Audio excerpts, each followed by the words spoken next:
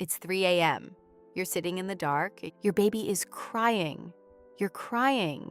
And you're staring at your chest, wondering why something that's supposed to be natural feels like the hardest thing you've ever done in your life. You wanted this, you planned for this, you read the books, took the class, bought the nursing pillow, and still, here you are, exhausted, sore, questioning everything. But here's what I need you to hear right now. You are not failing. Your body is not broken.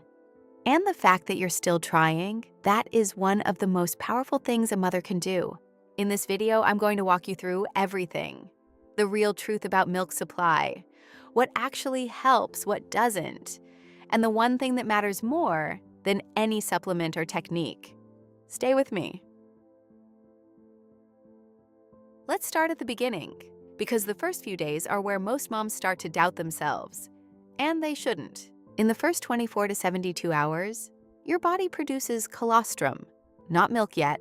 Colostrum? It's thick, it's yellow, and there's very little of it. A newborn stomach on day 1 is the size of a marble. They only need about 5 to 7 milliliters per feeding. That's less than a teaspoon. But here's what breaks so many moms in those first days. They look at how little they're producing and think something is wrong. They can't see it. They can't measure it. And when the baby cries, the fear sets in. You are at the hospital. The nurse suggests you supplement your baby because that will stop the baby from crying. Am I making enough? Is my baby starving? Should I just give formula? Here's the truth. Your colostrum is perfectly designed for your newborn's tiny stomach. It's packed with antibodies, immune factors, and everything their brand new gut needs. It is not a placeholder for real milk. It is the real milk for right now. Your full milk typically comes in between day 3 and day 5. For some moms, it's day 6 or 7. That's still normal. But here's the thing that changes everything. The more your baby nurses in those first days, the faster and more abundantly your milk comes in. Every single latch is a message to your body. We need more. Therefore, the most important thing you can do in the first 72 hours is nurse frequently, even when it feels like nothing is happening. Something is always happening. If you have a sleepy baby, frequent pumping will help build your milk production. Here's the one thing about milk supply that will change how you think about everything. Breast milk works on a supply and demand system. Your body doesn't produce milk and then wait for your baby to drink it. Your body produces milk in response to your baby drinking it. The more milk that's removed from your breast through nursing or pumping, the more your body makes. But here's what this means. If you supplement with formula before your supply is established, your body gets less demand signal. Less demand, less supply, and the cycle begins. In the first 72 hours, if the nurse is pushing for supplement, resist this offer with all your willpower. And don't give up on the journey because it's short-time pain, long-term gain.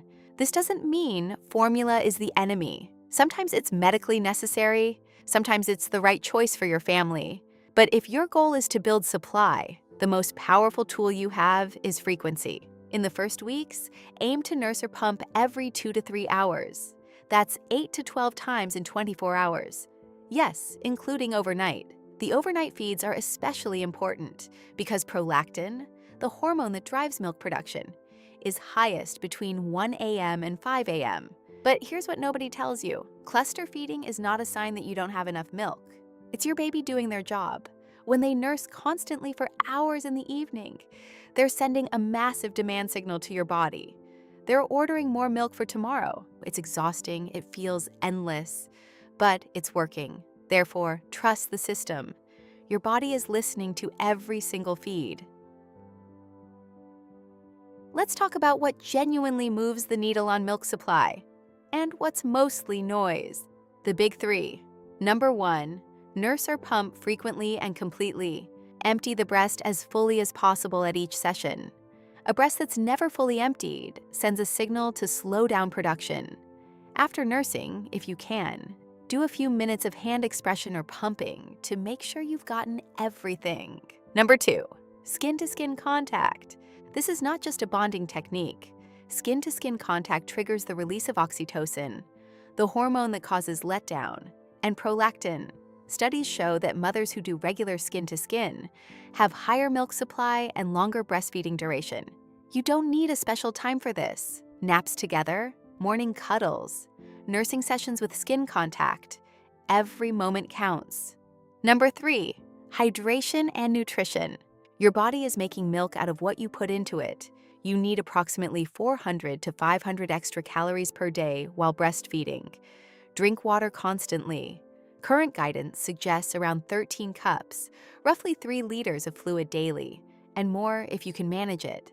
But here's the thing about galactagogues: oats, fenugreek, lactation cookies, brewer's yeast, moringa. These are foods and supplements that many moms swear by for boosting supply. The evidence varies across them. Moringa has some of the more promising recent trial data, while oatmeal has the weakest direct evidence despite being the most commonly recommended. Fenugreek in particular isn't right for everyone. It can actually reduce supply in some women. So it's worth proceeding cautiously and paying attention to how your body responds. If you want to try galactagogues, oatmeal is the most accessible and low-risk starting point, even if the direct evidence is modest. It's nourishing and unlikely to cause harm. A bowl every morning is a simple addition to your routine, but here's the honest truth: no supplement will compensate for infrequent nursing. The foundation is always frequency. Everything else is support on top of that foundation.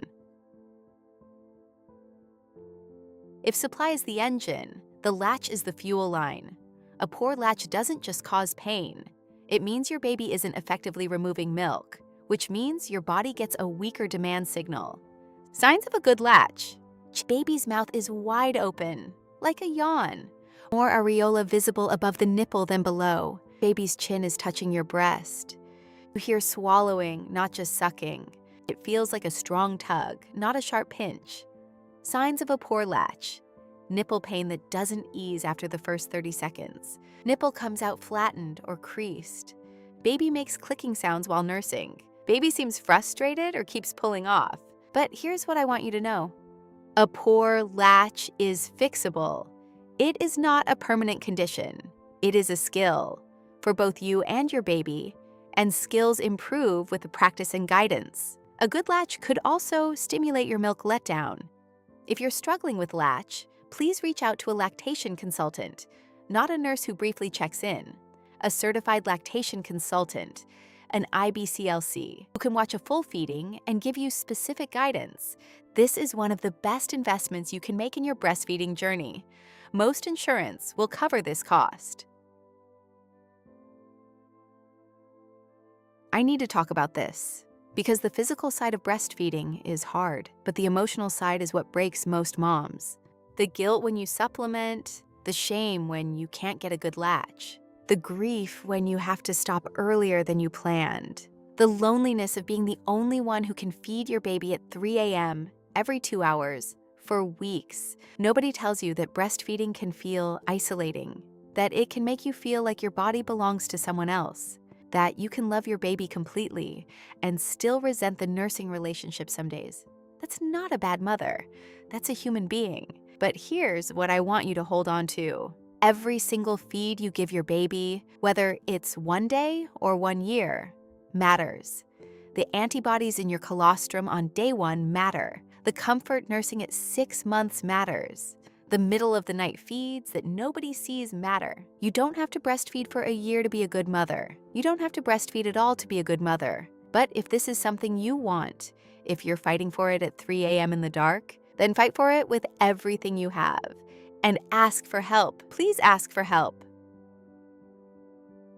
Get help immediately if your baby is losing more than 10% of birth weight at any weigh-in, or has not begun regaining by day 5. Your baby has fewer than 6 wet diapers per day after day 4. Nursing is consistently painful beyond the first 30 seconds.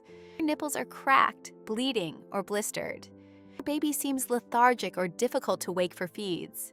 You feel a hard, red, painful lump in your breast, possible mastitis. You feel like you're drowning emotionally. Some of the great resources: IBCLC Lactation Consultant, your most valuable resource; latch League, free peer support groups worldwide; Postpartum Support International. If you're struggling emotionally, your pediatrician. For weight checks and feeding concerns. You don't have to figure this out alone. You were never supposed to. To the mom who's been nursing for 3 weeks and it still hurts. To the mom who's pumping every 2 hours because her baby can't latch. To the mom who supplemented and feels guilty about it. To the mom who had to stop and is grieving that you showed up, you tried, you kept going even when it was hard. That is what your baby will remember. Not the ounces, not the latch, not the supply numbers. They will remember the warmth of your arms, the sound of your heartbeat, the way you looked at them like they were the most important thing in the world. Because they are. If this helped you, share it with a mom who needs to hear it tonight. You've got this.